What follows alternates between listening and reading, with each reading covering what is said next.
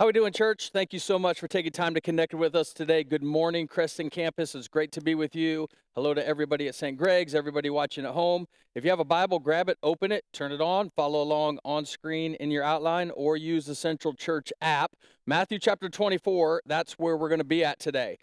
This is week number 2 of our series called Signs of the Times. We're spending several weeks. We got 2 more weeks after this week. I'm looking at what the Bible says about the end times. Let me start off by asking a question. How many of you here, how many of you watching, love to go to the theater to watch a movie? I'm not talking about sit at home and watch it, Netflix, anything like that. Like you legitimately like to go to the theater, watch a movie. Like that's me. I enjoy that. This week, I was thinking about movies because there's some cool ones that are coming out, and we have the Connect group that goes, and so it caused me to think about movies and funny things that I've seen happen at movie theaters. Now, not in the movie, but at movie theaters. How many of you have ever been watching a movie at a theater and something happened and you either screamed out loud or grabbed the arm of the person next to you or jumped? Anybody done that?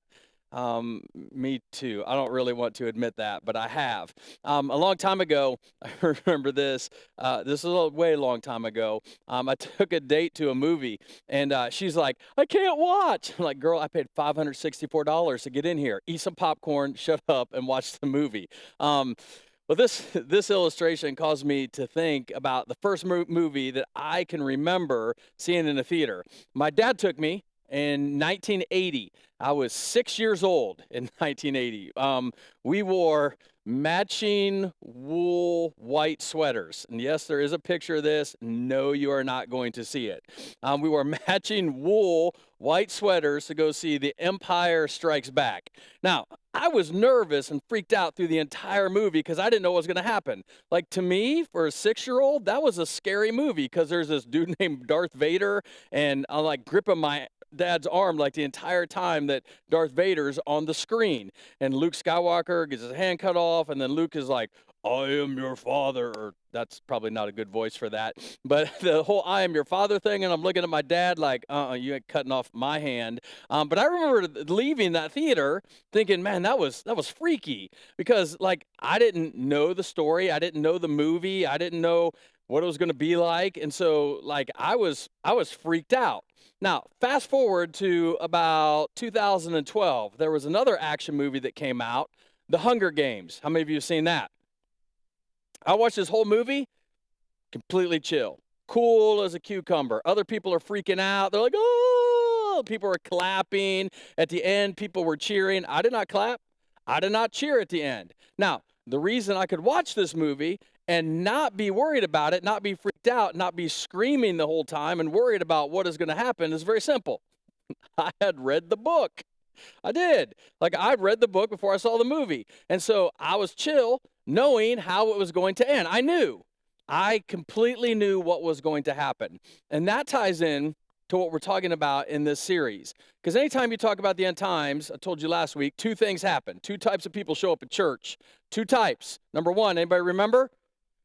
Crazies, right? Crazy people. Now, if you're in this category, you don't know it. So I'm not offending you because you have no idea that you're being offended right now because you have no idea you're crazy. But we all talk about you. And so, yeah, we're working on the gossip thing. The other thing that happens is people get freaked out when you talk about the end times. People leave church and they're like, "Oh my gosh, Jesus is going to come back tomorrow. Oh my gosh, I don't know what to do. I got freaking out." People worry. People get filled with fear. People start to doubt. And listen, I've read the book. I understand it. Like, I've read the book. The last 2 chapters, seriously, just go check out the last 2 chapters of the book of Revelation, because the end of Revelation is just a reminder for those of us who are followers of Jesus Christ, it's all going to be okay. Jesus wins. So everything that I'm going to talk about today, I'm going to tell you not to freak out, all right? Because I'm going to say some things. You're going to look at these things. You're going to apply them to today, and it might cause doubt and worry, and it might cause you to freak out, but you're not supposed to worry. Like it might get tense, all right? You might get that tense feeling, but listen, I'm just going to talk to you about what Jesus said. Jesus in Matthew chapter 24 is having this conversation with his followers, with his disciples, with his 12 closest. They're on the Mount of Olives, and they ask him about the end times. And so Jesus starts talking about it, and they're like, oh, well, like, when is all of this going to happen? And then Matthew 24, we touched on this last week, and Jesus said, you're not going to know. Like, no one's going to know the day or the hour. Stop trying to figure it out. In 2024, you're not going to know. Nobody's going to have any idea. But he said you can know the season. And then he gives us like 7 signs. Some people argue that it's 8 or 9, but we're going to stick with 7. 7 signs that, I'm going to be honest with you, it's amazing how the headlines today and the scriptures are starting to say the same things, how they kind of intertwine. So stay with me. I'm going to go through these 7 things. It's going to be fun. 7 signs Jesus talked about how we can know the end times are near or close or upon us or approaching, whatever tag label you want to put on that. Number 1, religious tolerance. Let me set this up like this. Have you ever been like out to eat with somebody at a restaurant and you're sitting there, you're eating your food, and you finish your salad? Let's say it's one of those restaurants where the salad comes first, all right? You finish your salad, and when your friend finished their salad, they looked at you to talk to you, and there's like a head of lettuce right here in their front teeth. Like it's talking to you. You know what I'm talking about? Oh, Pastor Ryan, good to see you. Just curious.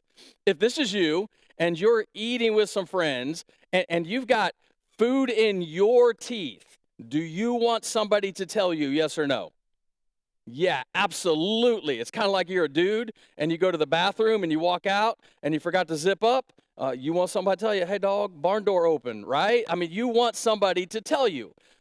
But think about this.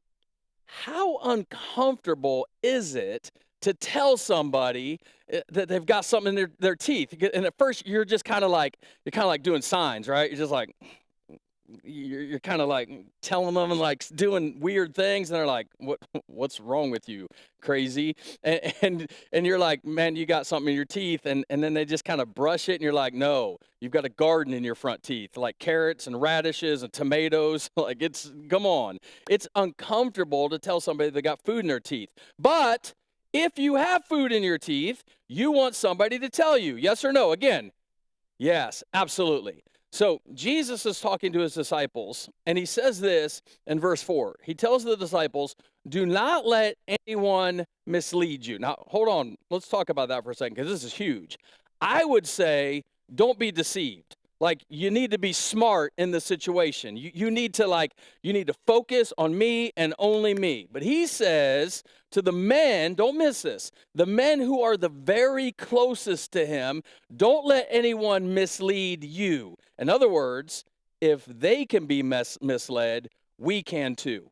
That's why we've got to be very careful when it comes to any sort of biblical teaching. I tell people all the time, you don't believe what I say? Go home and check it out for yourself. Like I'm doing my best to teach the scriptures, but you need to check the scriptures out as well, right? You need to do that for you. Jesus says, don't let anyone mislead you. Then he goes on to say this in verse 5. For many will come in my name, claiming I am the Messiah. Not that he is the Messiah, but that they are the Messiah, all right? Many will come in my name, claiming I am the Messiah. They will deceive many. That's a big deal. Jesus said there's going to be a time where many people who claim to be followers of him are going to be deceived. Now, keep that in mind, because I read a recent survey. It said 50%, or no, 50, it was like 57. 57% of all Christians say that all religions teach the same thing. Now, let me pause. That's 57% of Christians surveyed, not 57% of all Christians. Because I don't know about you, I've never been called for a survey. I would love to be called for a survey. I would love to have that conversation. I don't know who the people are that they survey, but whatever this survey was, it said 57% of Christians say all religions teach the same thing. That's religious deception, because it's not true. For example, let's talk about a couple, and let's just take Christianity completely out of the equation, and let's just compare a couple. Let's compare Buddhism and Islam. Two religions, two big religions that are world religions that are popular today, right? In Buddhism, there's like this eightfold path. The goal in Buddhism is to cease to exist. Islam has 5 pillars. And within those 5 pillars, your ultimate goal is to get to eternity, to spend eternity with Allah in heaven. Hinduism, why that? Hinduism has millions of tracks. Like there's all these different ways. And one track of Hinduism, not making this up, they believe in reincarnation. And so you keep getting reincarnated and reincarnated and reincarnated. And eventually, when you reach the top level of that pyramid, you come back as a cow. Like, not making that up. Come back as a cow. But 57% of Christians believe that all religions teach the same thing. And when I paused to really look at that, because I thought like, well, I'll put this up there and we'll talk about it. But I really focused in on the fact that, you know what, it's kind of true. Because every religion, if you boil it down to the essence of that religion, is spelled D-O. It's what you have to do to get to God. This is the ladder you have to climb. These are the steps you have to take. These are the things you have to do in order to get to God. But Christianity is different. Christianity is spelled D-O-N-E. It's about what Jesus did for us on the cross, that it's all the way done. It's about Jesus emptying a grave. Listen to me, no other religion on the planet has an empty tomb to point to, but Christianity, we have an empty tomb to point to because Jesus Christ is alive. Religion is just man's attempt to get to God. Christianity is God getting to man. So don't get it twisted, because all religions do not teach the same thing. Here's another statistic. 38% of Christians believe that you don't have to believe in Jesus to go to heaven. And I read that, and I'm like, don't have to believe in Jesus? Like, that's the fundamental core of Christianity. And you run into people, and they say things like, well, God's so big, and he's so loving, he won't let good people die and go to hell. Listen, if there was any other way to get to heaven other than Jesus dying on the cross, then Jesus dying on the cross wasn't a good idea, right? What's funny is, if you go back and you study ancient culture, you study Israel culture, you study the Hebrew culture, they believe the way to connect to God was through the Torah, the first 5 books of the Old Testament, Genesis, Exodus, Leviticus, Numbers, and Deuteronomy. And one of the things they called the Torah, one of the nicknames they had for it, was they called the Torah the way, the truth, and the life. It was the way that you could know that you were connected to God. And what's really funny about that is when you look at what Jesus said in John chapter 14, verse 6, Jesus said that he himself, he said, I am the way, the truth, and the life. No one comes to the Father except through me. Listen, I love you, but there is no other way to heaven other than Jesus Christ, period. But the world will try to deceive you. That's the first thing Jesus said. Second thing, wars and threats of wars. Listen, if you watch the news, crazy stuff is happening. I don't even watch the news anymore because I just get depressed. It's just horrible. But it's crazy, isn't it? Isn't everything on the news crazy? Now, I've told you this before, but I'm a child of the 80s. I grew up in the 80s. Some of you grew up in the 80s. Some of you didn't. You missed out on a tremendous childhood. It was awesome. Now, the thing I remember the most about the 80s is the tension between America and the Soviet Union, Russia, right? Y'all remember that? How many of you remember that? In the 80s, we were convinced that there was going to be a nuclear war with Russia and everybody was going to get wiped off the map. There were movies about it. There were TV shows about it. There was this one TV show called The Day After. It was just called The Day After. And it literally freaked the entire world out. Now, fortunately for us, Rocky went over to Russia, defeated Ivan Drago, and ended the Cold War, and everything has been fine ever since, right? Now, Jesus said, this is what Jesus said at the end, verse 6, he said, you will hear of wars and threats of wars. Isn't it funny today how we're not just hearing about wars, but we're hearing about threats of wars?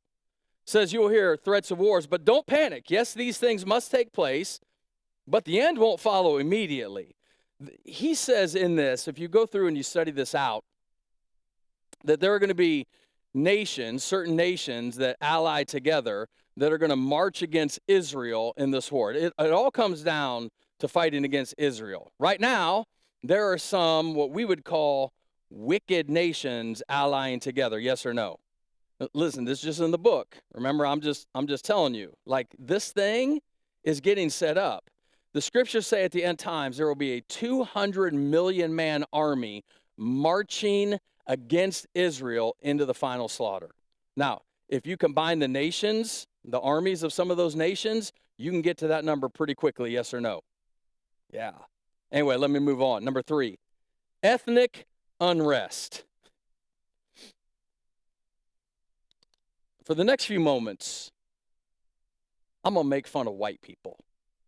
I can make fun of white people because I'm white.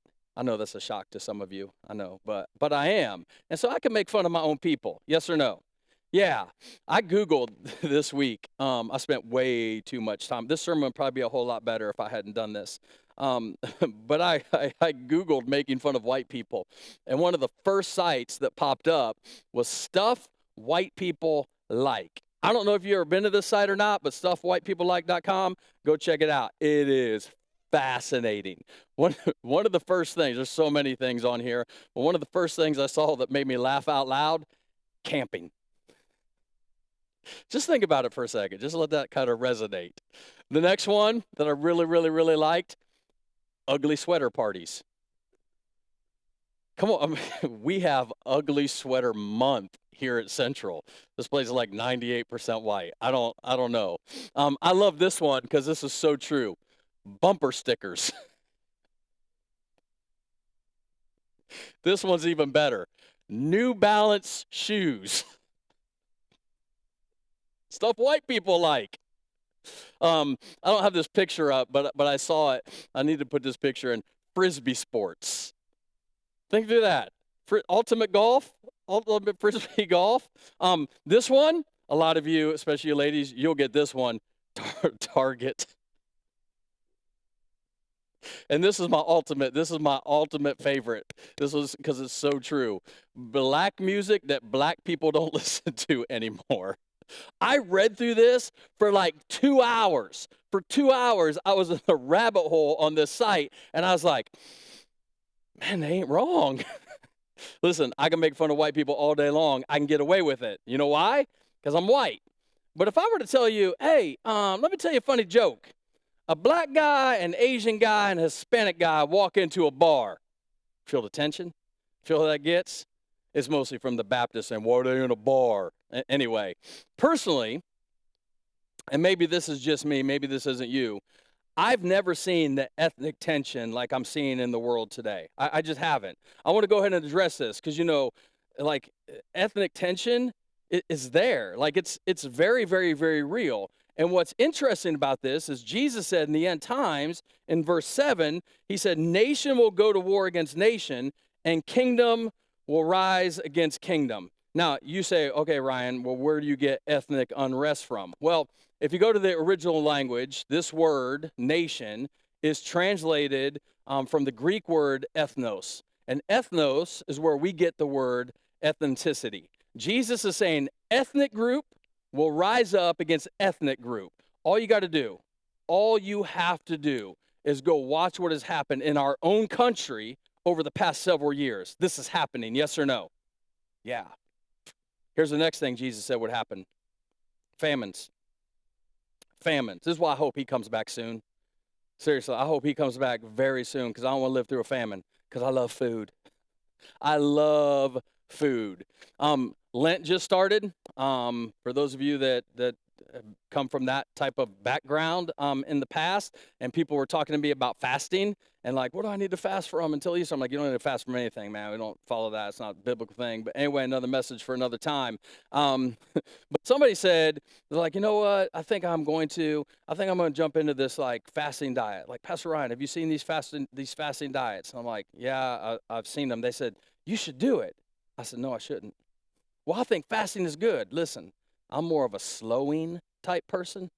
I love food. I love to eat. I love all kinds of food. I love it. 100%. I'm a foodie. And what scares me is Jesus said at the end times, there'll be famines. And you say, Pastor Ryan, where do you get that? Well, it's right there. verse 7. There will be famines. That's what he said. Now, this is crazy. This is super crazy. Right now, there's still a war going on between the Ukraine and Russia. And I read this week that Ukraine supplies 27% of the world's wheat, and Russia provides 15% of the world's fertilizer. Crops are not going to crops are not being planted. Like wheat is not getting exported. Listen to me. Famines affect the third world first, the second world second, and the first world third. And remember, not too long ago, our own president said we're going to experience food shortages in America. That's what Jesus said would happen. And listen, it's in the book. It's just right there in the book. Don't freak out because Jesus says it's going to happen. It's right there. Number 5, earthquakes. Earthquakes. I remember my first earthquake. I don't know if you've ever been in one or not, but it's another story for another time. But I was in San Francisco. I was on a shark diving trip, and we were in our hotel, and we were on like the 14th or 15th floor. And the person I was with was from California originally, and so like it's not a big deal to him. But man, this entire building was shaking, and I was terrified. He's like, "Oh, don't worry about it, man. It's only like a 7.8 or something. I don't even know how the numbers work. It was like not a big deal, but man, like stuff was like shaking on the walls. I mean, it was scary. I'm like, that's why I live in the Midwest. I ask God all the time, why am I stuck in Iowa? He said, because you are scared of earthquakes, baby. But do you know we have earthquakes here? Do you know that? Remember a few years ago being in bed and my dogs started freaking out. Like it was the craziest thing. My 2 dogs, they started barking. The hair on their back was all stood up. I'm like, what's wrong with you idiots? And they're growling and they're barking. And then all of a sudden the house started shaking. And I'm like, what the heck was that? And I go online and I look on Facebook and everybody's like, did you feel the earthquake? I'm like, this is Iowa. We didn't feel an earthquake. Now, because we live in Iowa, we don't usually think about earthquakes. And I started thinking, you know what? Sometimes we don't think about things because we don't really pay attention to what's going on around us. You know what I'm talking about? And so I went back and did a little research on earthquakes in Iowa. Do you know that there have been 13 major earthquakes recorded in Iowa? Jesus said there'll be earthquakes in many parts of the world. I'm pretty certain that Iowa is in many parts of the world, right? All right, save the best 2 for last. This is where it might get a little tense. I'm going to say some things. You might not agree with me, and that's fine. Come back next week. I'll probably say some more things that you're not going to agree with, but let's still be friends. All right, remember, open-handed issues, right, when it comes to the end times, right? I'm not fighting over these things. But you ready? Ready for this? Just trying to make sure. Number 6, persecution. Persecution. Now, before I really get into this, I want you to hear me. I don't hate people. I don't. Some people, it would be easy to hate, like Iowa fans. But listen, I don't hate you.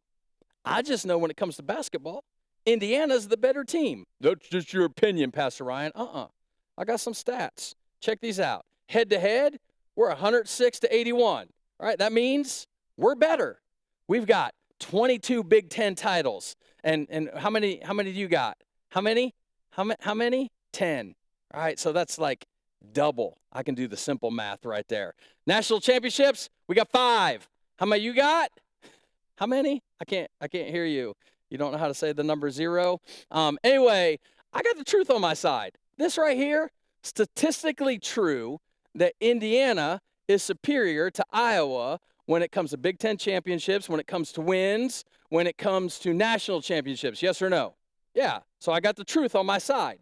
But let's say I want to go to the Indiana-Iowa game this year. Let's say it's at Carver Hawkeye, and I'm wearing all red.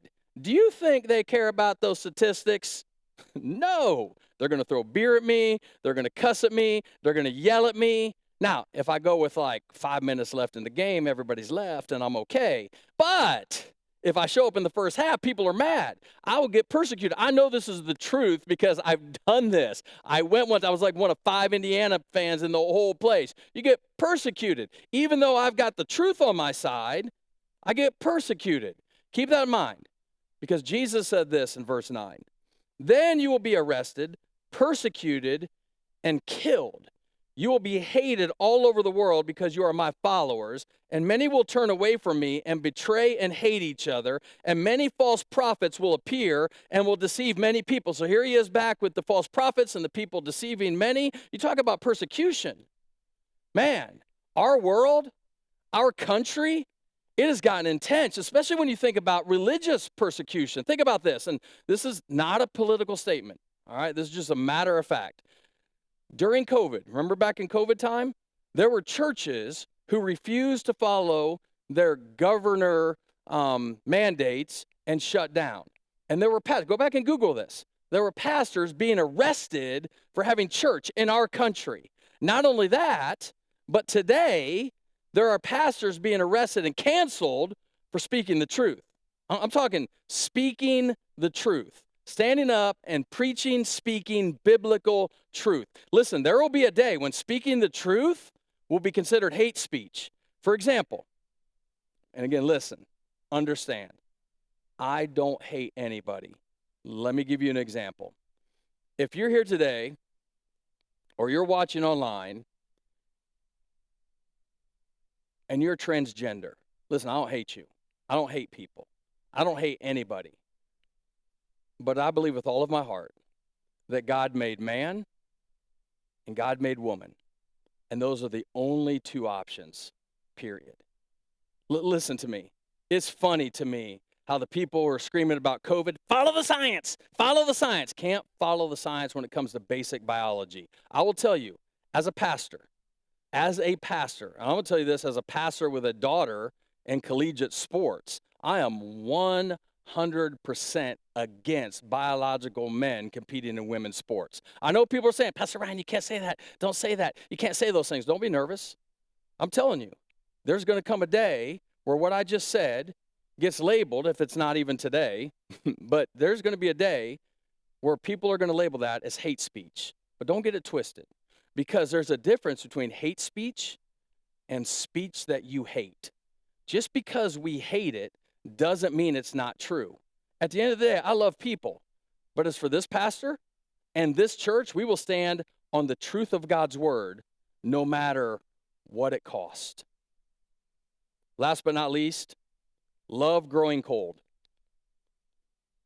Love growing cold. Now, I just told you I love people, but some people are hard to love. Would you agree?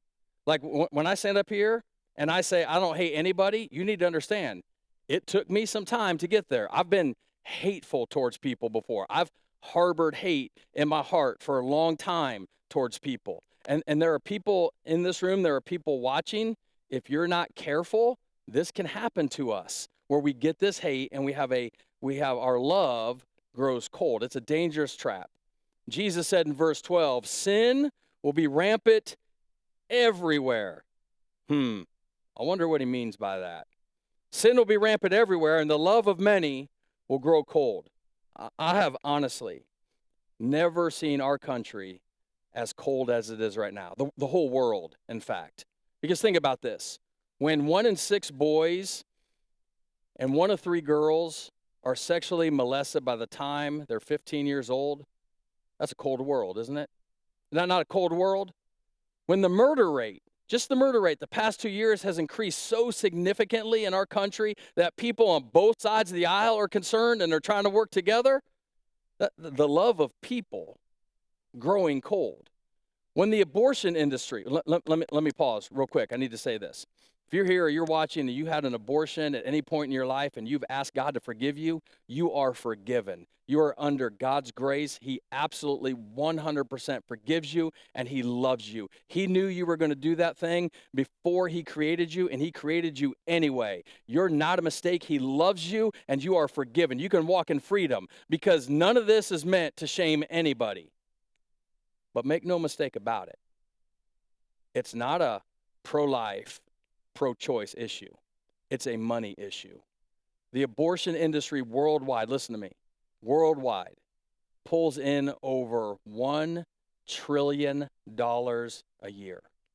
$1 trillion a year for murdering babies. Pastor Ryan, you can't say that. Well, let's say this. Let's say a teenage girl doesn't want her baby. Say she doesn't want it. She goes to a rest stop, has the baby, throws it in the trash can. We condemn that. We understand. We know that's wrong. We scream at her. We yell at her. We condemn her. She gets locked up. She goes to an abortion clinic. People cheer for her. Let's say Friday night or Saturday night, you went out somewhere. You had a drink or two. You pull out, DUI. You're driving under the influence. You hit a woman, and she's pregnant, and her and the baby died. You are charged with a double homicide. But Pastor Ryan, that's not a baby. It's a fetus. No, that's a life. That's a life. Let me kind of put this out there because this will be kind of fun. Psalm 139 said, "For you created me in my mother's womb, knit me together." That is a work of God. Who wants to destroy a work of God?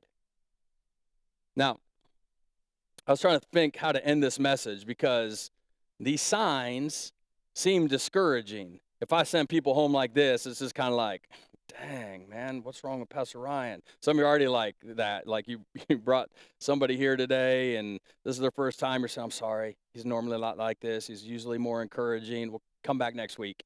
It'll be better. This is what I believe. I was watching this thing the other day about the shooting that happened at a church in Texas. And people were being critical of the church. And listen to me. Listen.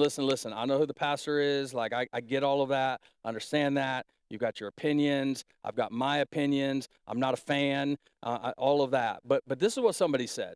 Somebody said, I knew something was wrong because every time I left, I felt great. Somebody else said, well, if we didn't preach those feel-good messages, this wouldn't have happened.